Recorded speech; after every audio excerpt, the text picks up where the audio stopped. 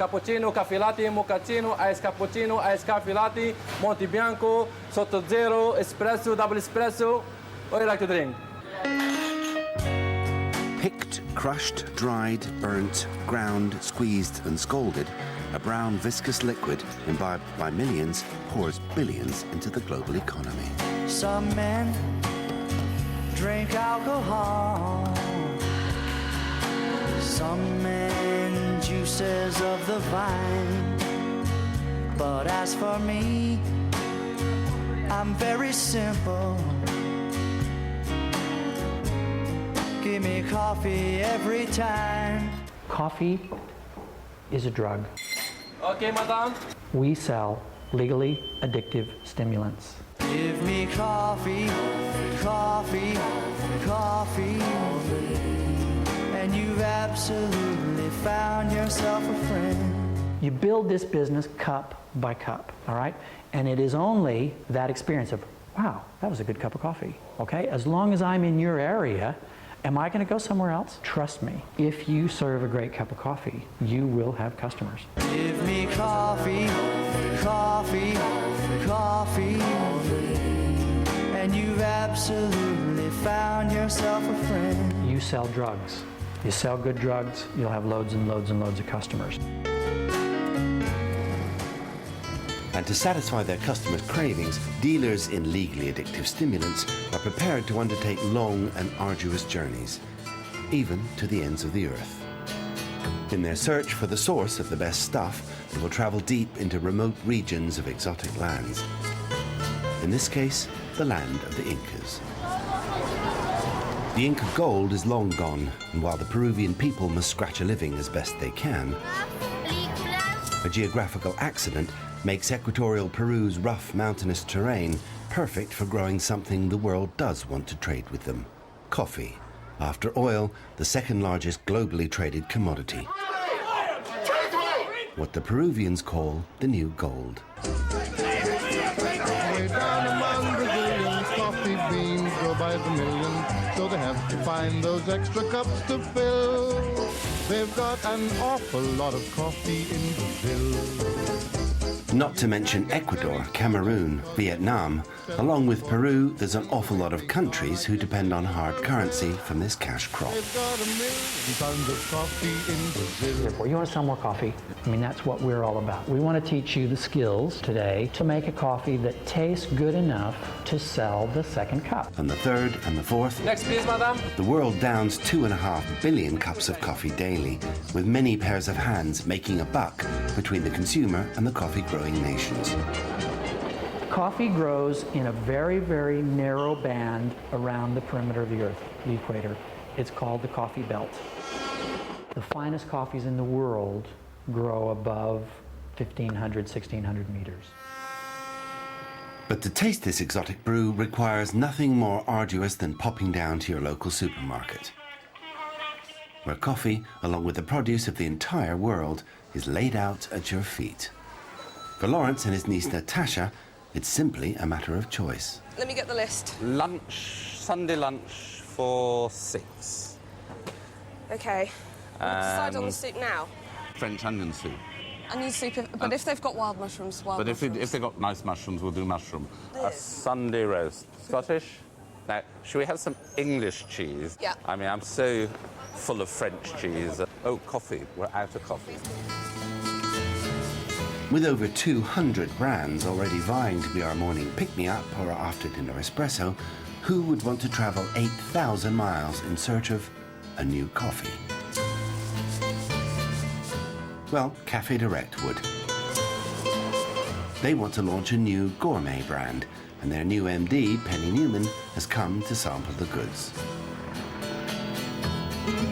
Looking for a piece of the caffeine addict's $50 billion annual habit.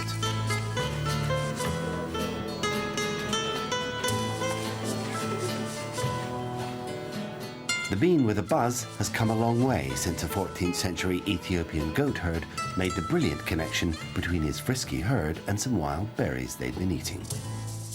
If you've never seen how a coffee bean grows, this is what it looks like, okay? It's called a cherry. Inside one of those cherries are 2 beans. while Cafe Direct looked for the perfect raw green coffee bean.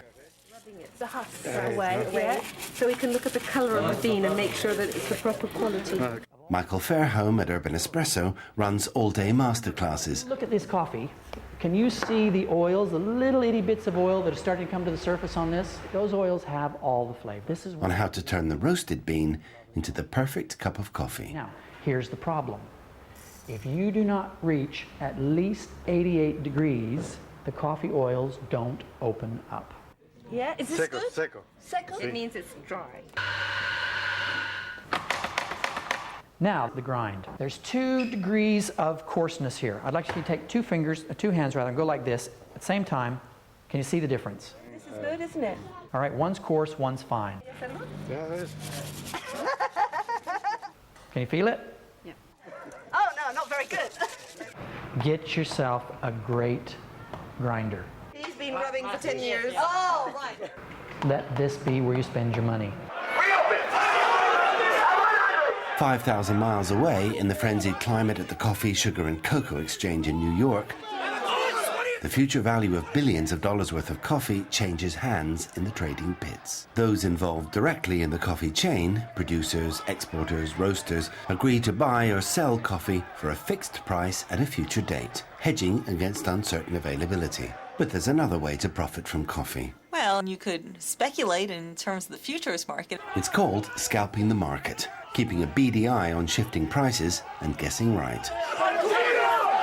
For example, in 1997, the price went from $1.20 a pound to $3.18 a pound. So you could be talking huge swings. You have a contract that's 37,500 pounds of coffee. So if you went from a price of $1.20 to $1.30 a pound, that's $3,750. So, lots of bits of paper and not a coffee bean in sight. These are all speculative orders. These people are just here to speculate for their own profit. So it could be anybody. It could be a dentist out in Des Moines somewhere. It could be a fund. You don't necessarily need to take delivery of 37,500 pounds at your doorstep. At least to these people, anyway. These people are just here to speculate for their own profit. It's exciting. I mean, you feel the pulse of the market. Merrill Lynch's commodities analyst Judy Gaines has predicted the market right often enough to have become its oracle. Rumors that I was about to say something caused the market to move 5%. Well, I wasn't even in the office. It gets difficult. You have to walk this very fine line. And if I'm bullish on price, well, then I'm loved in Central America and all these producing countries because producers want the price to go up. But the roasters who are buying the coffee will hate me. You know, walk into their office, I'll have to put on a bulletproof vest. The ruthless competitiveness of the global food industry is masked by the blandness of the supermarket, our temples to plenty, down whose muzak-washed aisles, shoppers like Lawrence and Natasha, shopping for a joint dinner party, are encouraged to expect whatever's on their list whenever they want it. The other alternative for dessert is to do summer berries. So Whatever the season. And then you either have creme fraiche or ice cream. But it's really nice to combine raspberries, blueberries and strawberries together. Strawberries never used to look that pretty. I wonder if they're doing something to it. Do you think they've got hormones and things in them? Genetically modified them? No, I'm sure they haven't. They all look identical. Oh, They're mutants. Well, none of the above. Just graded to satisfy the most demanding customer. That one first, because that looks amazing. That looks like the old strawberries. Yes, but they'll all taste the same.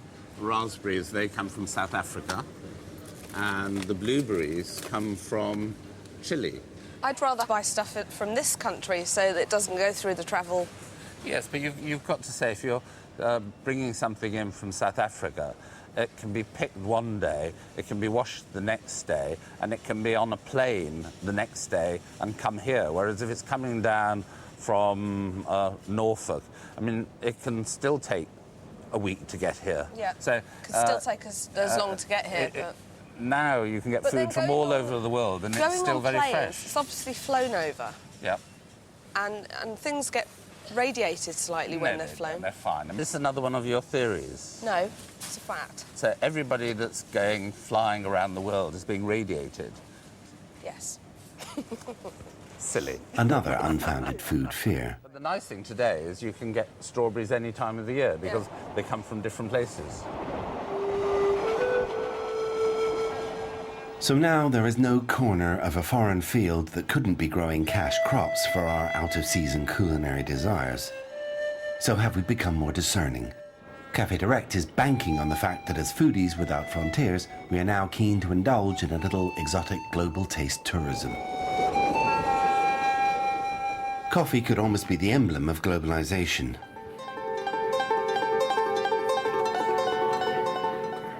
Smuggled out of Ethiopia and spread to the four corners of the world through exploration, conquest and colonization. European countries grew rich on the sweat and blood of plantation slaves. In fact, the global coffee trade, for centuries a story of power, exploitation and deprivation, is today a tale of oversupply, falling prices and third world poverty.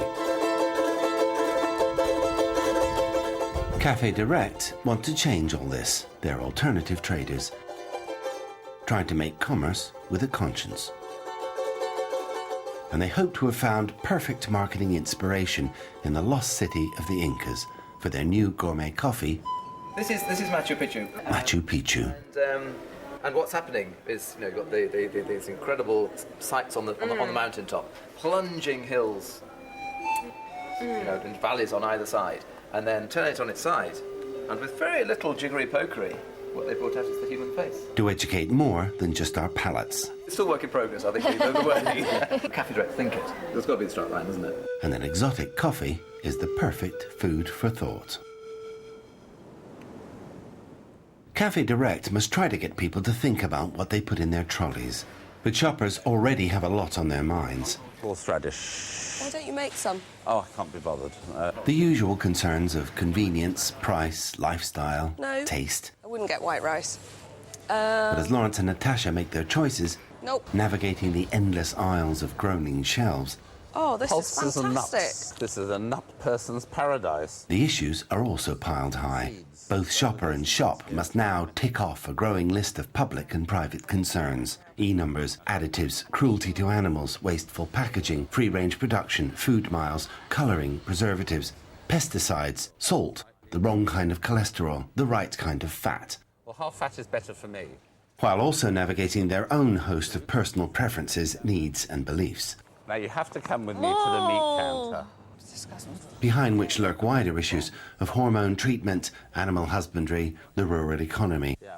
Vast industries and millions of jobs Can we have enough for 6 grown people? dependent on their choices. What are you going to do? I'll do nut roast, protein nut roast. And then we have Lawrence and Natasha don't see eye to eye on a whole host of food issues. Organic section. Let's forget organics because it's No, it's waste of money. It's a way of getting more money from the consumer. That's because right. and you've actually got to say, is organic better? In my view, normal food is fine. If it wasn't healthy, they wouldn't be able to sell it. They can prove it's healthier. More profit for the supermarket. It's the classic business squeeze between customer bargains and shareholder value. But who'd have thought supermarkets would also become moral, ethical and political minefields, or sheer affluence a source of anxiety? Often what I do is overshop, and I feel really guilty. I had to throw some bananas out the other day. Oh, you should never throw bananas out. Fry them. Yeah, but What, I mean, like a flatmate? what am I going to do? Fry bananas on a Monday morning? I bet you choose these. Those are from Belize. And Martin. They've probably got tarantulas in them. No fear of spiders here, but your choice could ensnare you in a web of intrigue. Global trade wars, like the 8-year banana battle between Europe and the US, neither of whom grow any bananas. Europe wants to protect the small Caribbean banana growers it's traded with since colonial times. Multinational Chiquita got the US to take the EU to the WTO court, claiming unfair trade. So whatever banana takes your fancy, These bananas look really, really good. you're taking sides. But here, from Ecuador. believe it or not, from the Dominican Republic, we have organic bananas. Organic bananas? What next? Baby bananas. Just above there's the road. Yeah. Well, our coffee is coming from over the other side there, over this mountain here. Then we're going to come down right into the bottom of the valley there, through that road that goes along the side of the valley, up and over and back down again, And our Café Direct Machu Picchu coffee is being grown right up between the other side of the hill here and at the foot of the mountains with the snow on. Ooh. Something else, eh? Make it hot, make it now. Cappuccino ready. Coffee is a heady brew of great social and commercial value, providing precious moments of solitary reflection Coffee, or coffee-length rendezvous. and I tell you, you have found yourself a friend. A quick turnaround, real estate efficient product. Coffee, coffee, and I tell you, you have found yourself a friend. Now thousands of coffee shops compete fiercely to sell the lifestyle in a cup. Coffee cup of finest silver. We have to teach a coffee style that is commercially acceptable. Okay, there we are, perfect espresso. This is the recipe, all right? If you understand this recipe, you will make a great coffee. 7 grams dosed into the correct handle, tamped using pressure of 20 to 40 pounds per square inch. 20% of the success of your coffee is in the tamp. Now, into the brewing head I go. Now immediately, I'm going to start my extraction process. Get your brewing temperatures correct, 88 to 92 degrees. Get to the factors that affect it, all right? Get that pump pressure set at 9 bar. Then it's that brewing time. 2 to 3 second delay. Now this hangs like honey. We've probably not hit the sweet spot on this yet.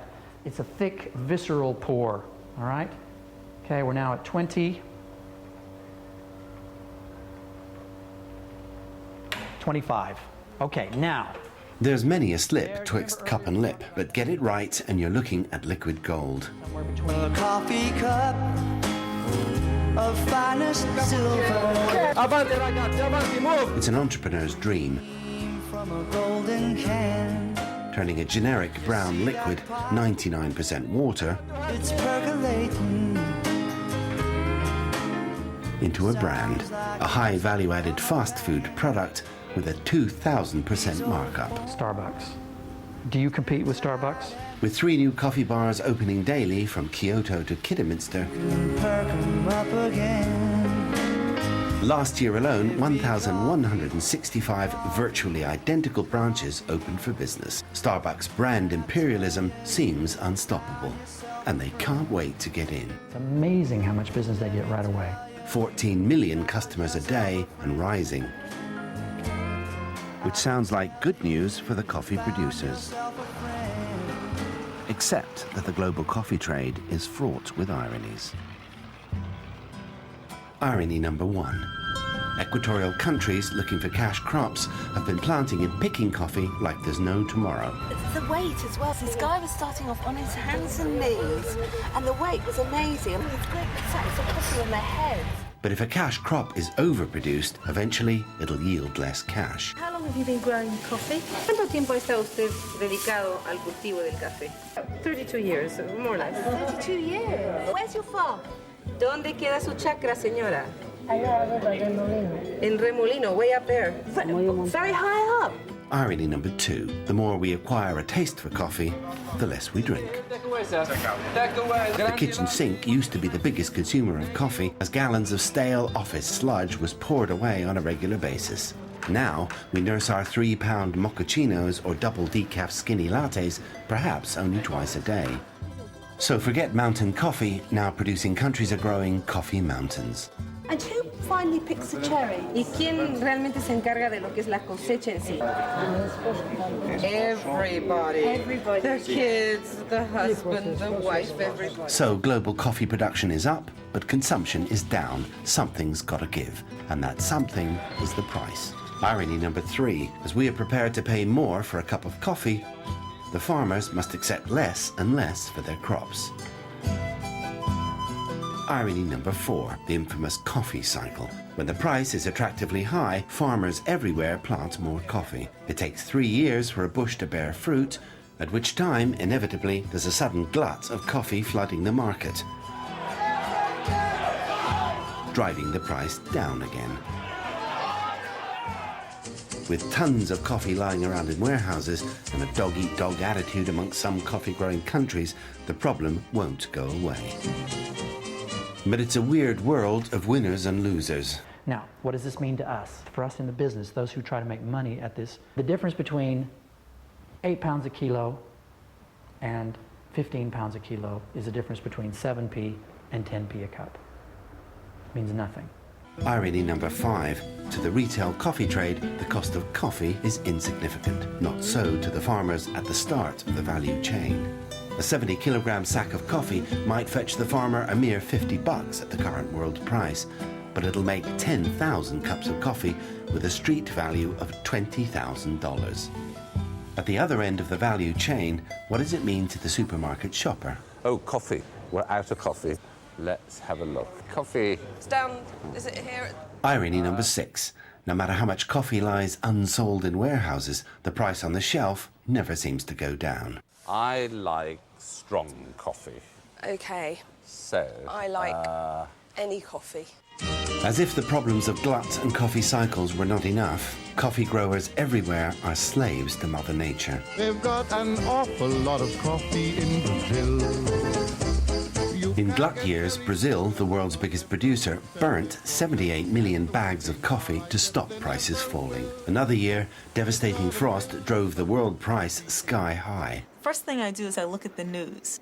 Anything that has happened overnight. That could affect the market. It could be political crises, it could be fluctuations in currencies. Or it could be something as elemental as the weather. Here at Merrill Lynch, we hire meteorologists. And we pay very close attention to what they say, because it can make or break a crop.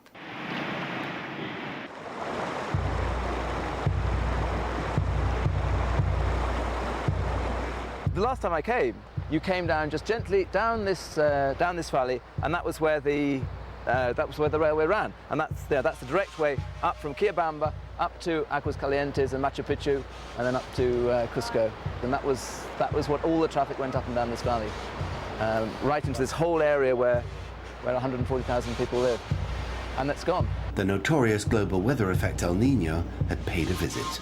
All the way along the side was where the railway used to run, and it's all been completely swept away, and then in the mudslide and the floodwaters have just brought down all this rock and debris and mud and waste. So, the whole of the bottom of the valley there is completely unrecognizable. There was drought in Brazil, but for the coffee growers of Peru, que el 13 de enero del año 1998, January the 13th, 1998, pues era un valle, we had a mudslide, pues valió con todo, and it just los cafetales y la población que era swept away all the crops capital del distrito de Santa Teresa. Pues at the district of Santa Teresa. A nosotros, en especial a Santa Teresa, nos ha dejado una ruina completa. And it left our village in ruins. villagers who could scrambled to safety and spent days and nights clinging to the hillsides as the rain and mud poured down. When help finally came, 30 were dead and hundreds homeless, without food or water.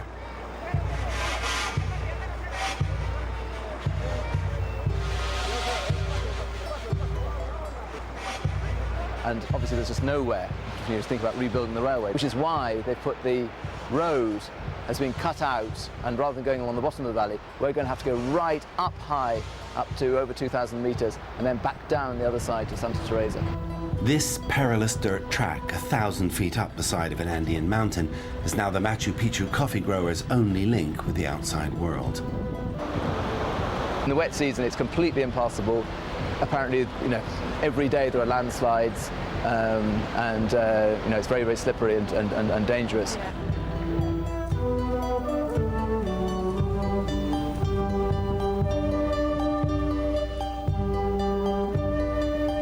When the Café Direct team finally reached their destination, the appalling effects of El Niño are plain to see.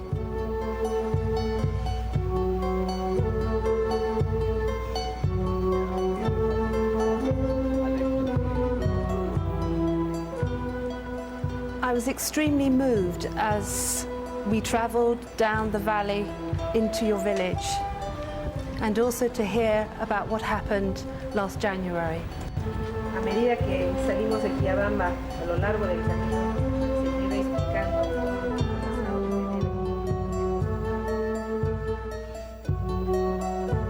what we also saw is your determination and your strength to cope with what's happened is just absolutely amazing.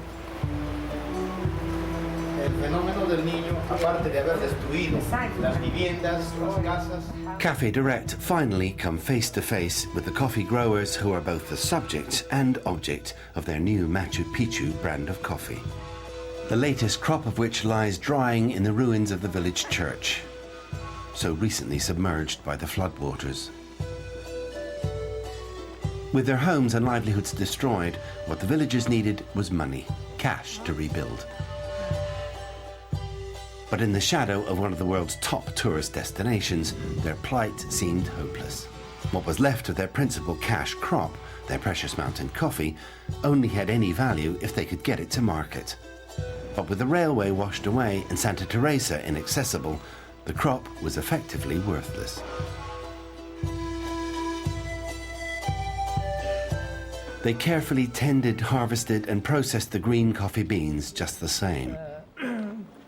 Periódicamente nos tomamos cursos. He says we're also increasingly aware of what's going on the world market as concerns coffee in general. Then the coffee growers of Santa Teresa will be aware that a world away on Wall Street, their fate, along with 20 million other rural coffee growing peoples around the world, is being determined by another global phenomenon. Not natural like El Nino, but equally devastating. The market. All the markets, and not just coffee, are very cyclical. You can have a situation where the price goes below the cost of production, and it can stay there for several years at a time as the supply and demand moves through these cycles and balances out. The big board says it all. The price of coffee is at a 30-year low, currently only 60 cents a pound. But when your production costs average 76 cents a pound for fertilizer, seasonal labor, etc., how do you then feed and clothe your family and pay back your already mounting debts? In Central America, they may call them coyotes after the predatory beast, but small coffee farmers everywhere have turned to the notorious middleman. For centuries, an inescapable part of the coffee value chain. He will advance you money against your coffee harvest at maybe 25 cents a pound. So after all that debts and hand-picking hard work, your coffee will be worth peanuts. Make it hot, make it now. Which is what free market economics is all about. Put a little cream and sugar in. Multinational coffee companies are posting record profits. The poor are barely scraping a living. So the traders on Wall Street in downtown New York won't pay you a fair price. The middleman won't pay you a fair price. Enter the fair traders, who decided enough was enough.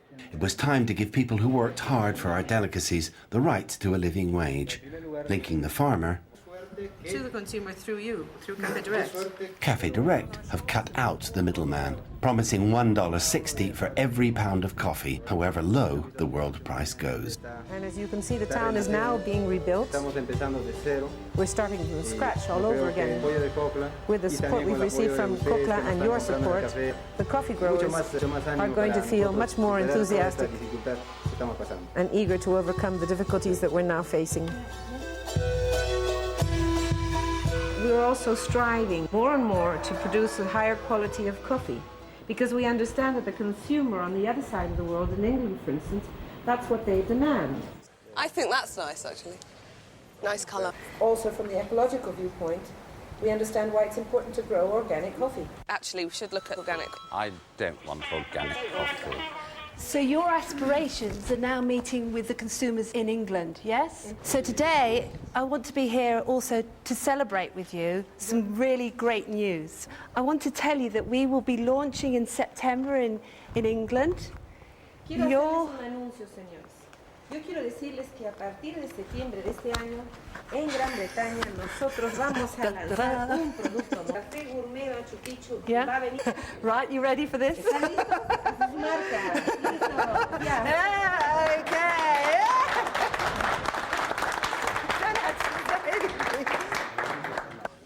This looks organic, doesn't it? Even though it doesn't say organic, but that looks like it comes from... That is the most expensive coffee here.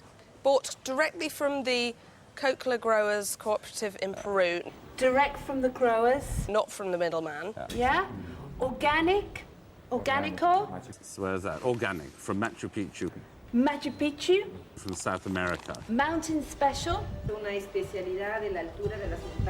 And the higher and rougher the growing conditions, the smoother the coffee.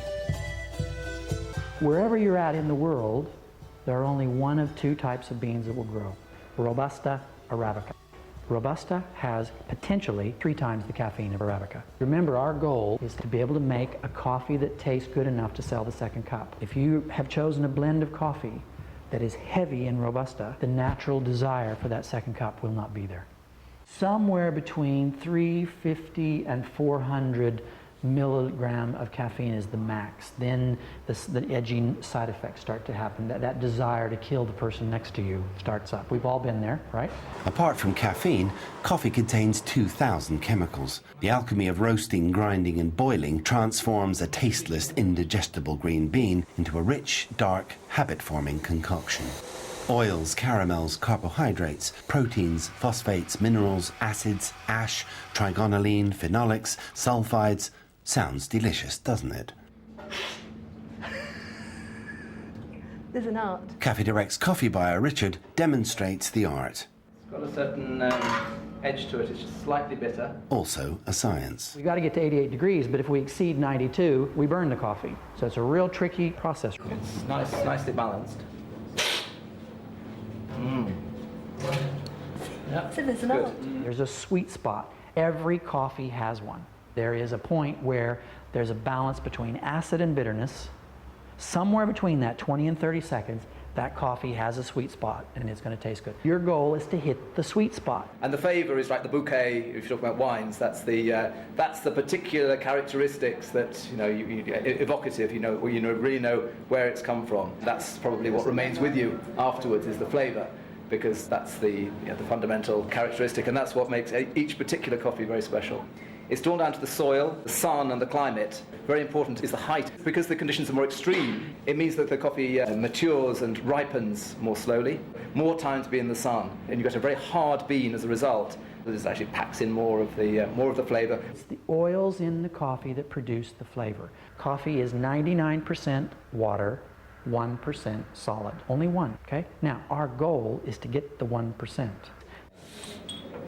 This is it. Of course, we should be doing this blind, so we don't know which is which. But anyway, let's have a look.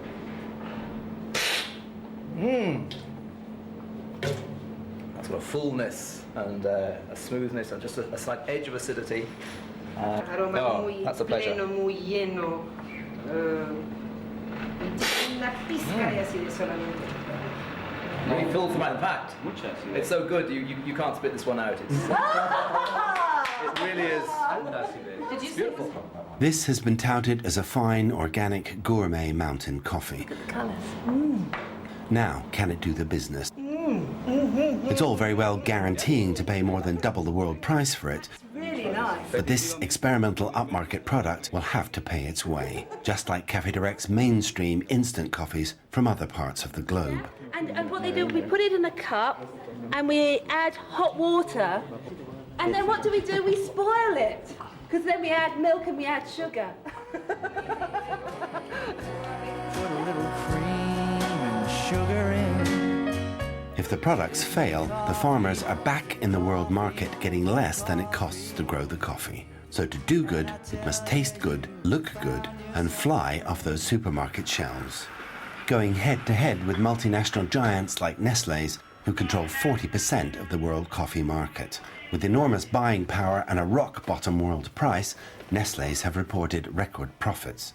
In England, Coffee Direct is not the only brand. Coffee Direct. Anne, who must fight for shelf space, brings home the battle of the brands. The brand name Nescafé is just like Inca-Cola. It's the strongest in England. Café Direct can't compete on price. That packaging really looks very, very interesting. So when I go, the purchaser says, now what are you going to give me if I sell your coffee? Are you going to give me a good price? Are you going to give me promotions, publicity? What are you going to offer me? It's 60p more expensive. Yeah. And that's probably what it costs for the packaging.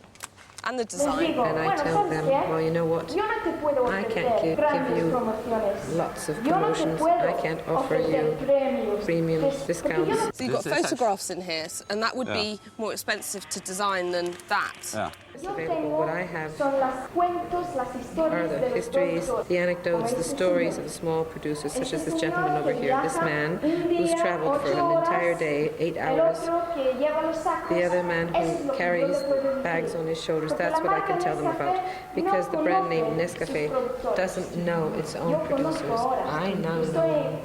I'm here in Peru because I'm here to learn about you.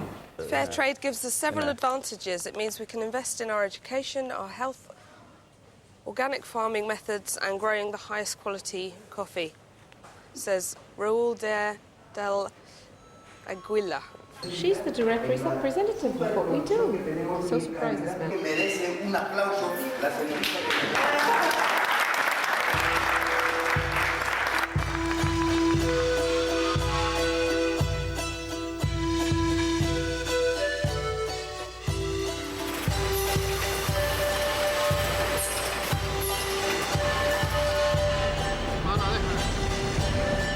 This area has fantastic potential for producing really tip-top gourmet coffee. There are 21 cooperatives in Cocla. Many of them have microclimates within their production zones. We can work with them to identify where the very best coffees are and put them into the Machu Picchu coffee. The whole key then is to bring together the producers of the very finest coffee and consumers buying this coffee. So if we could really get the marketing absolutely on stream and the production on stream and bring the two together, then this Machu Picchu product can really fly.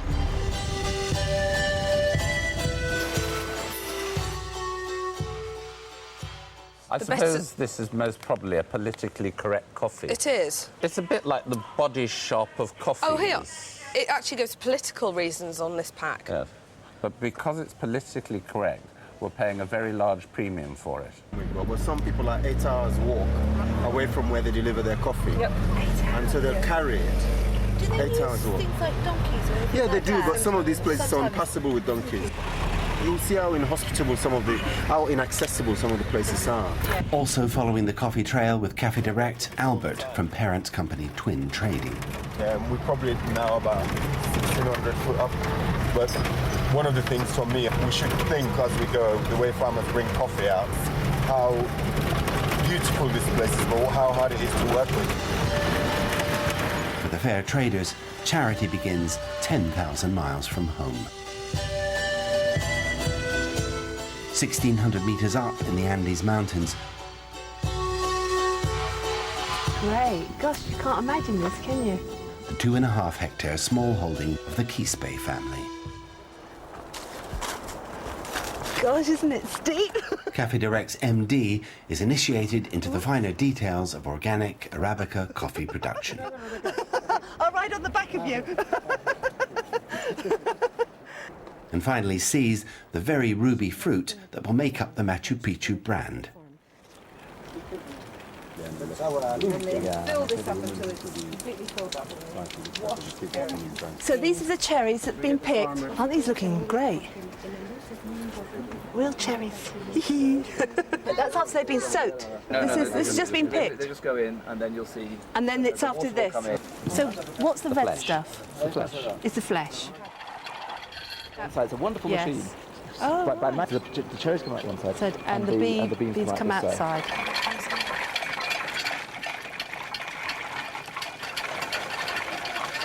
It takes 50 beans, 50 espresso beans to produce one espresso.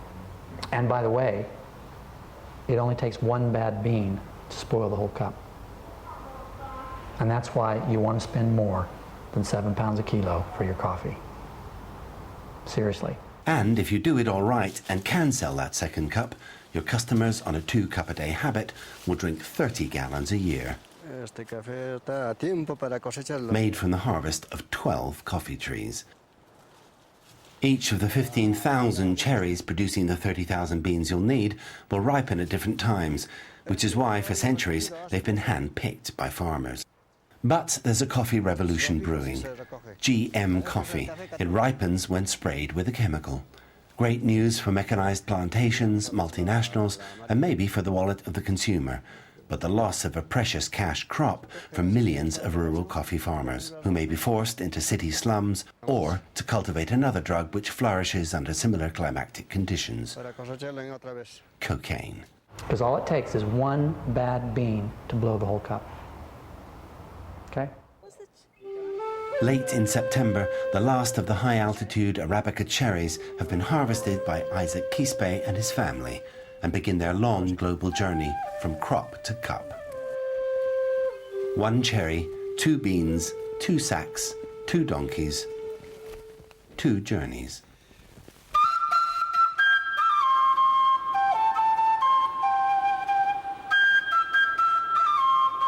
Bean number 1 will go to the cooperative warehouse.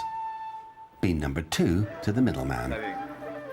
The first of many pairs of hands which will deal and profit from it. We should have a bottle of champagne to sort of, you know, to launch it. Bean number 1 will travel on in the brand new truck No, I can't make the bottle. bought with the premium paid by Cafe Direct. And now I'd like to officially open it. Oh, boom. Then, for both, a treacherous journey by road. 8 hours through the high Andes Mountains.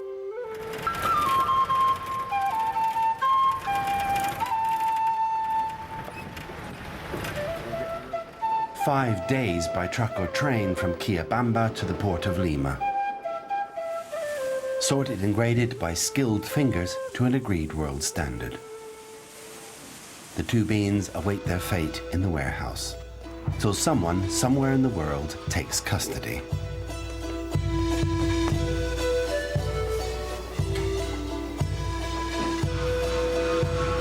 Two beans in 2 sacks on 2 trucks at the port. Here they part company. One goes the fair trade Cafe Direct route at $1.60 a pound. The other is swept into the free market,